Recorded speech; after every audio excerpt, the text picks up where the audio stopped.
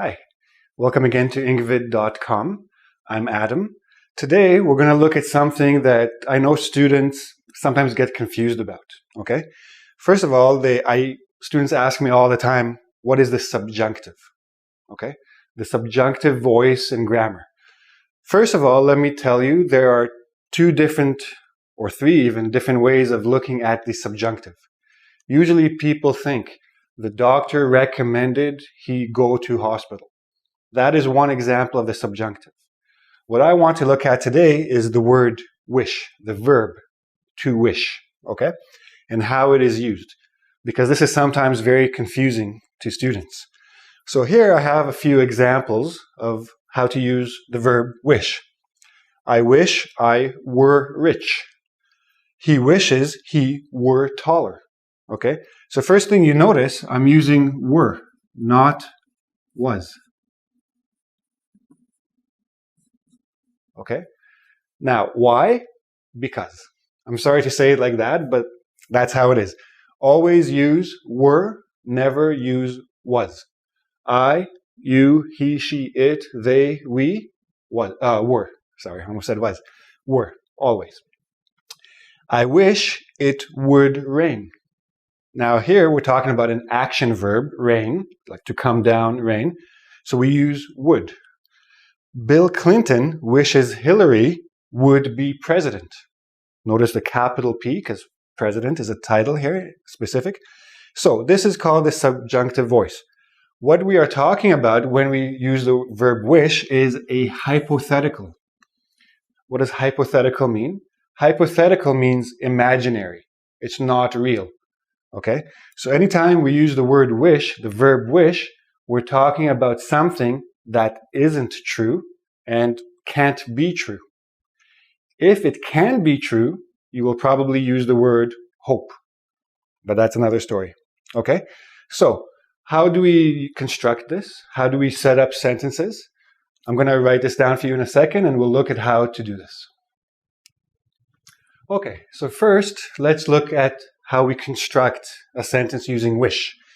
We begin with our subject, of course, our verb wish, and then we always have to remember to go one tense back. What does that mean? If you have a present tense verb in the real situation, when you talk about wish, you talk about simple past. If the real situation is simple past, the wish would be past perfect, right? Because it's two back, two pasts back. Future, again, would become would. Let's look at these examples. Right now, I am not rich. This is the real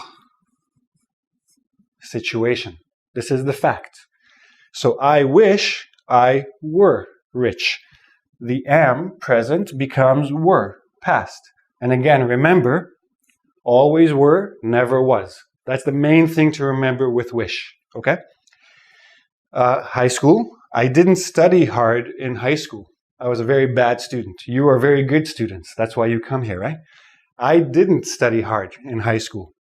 So I wish I had studied harder.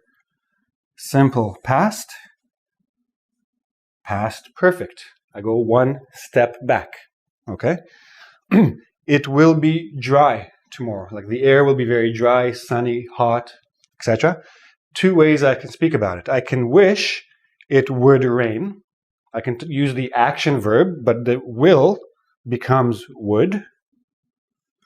Or I wish it would be rainy tomorrow. If I want to maintain the be verb, I still use the would. I just add the be, go to the adjective rainy, and talk about the hypothetical situation.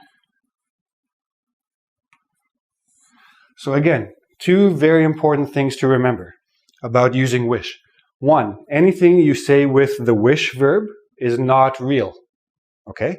Two, anything you say with the wish verb, you're going back one tense from the real situation.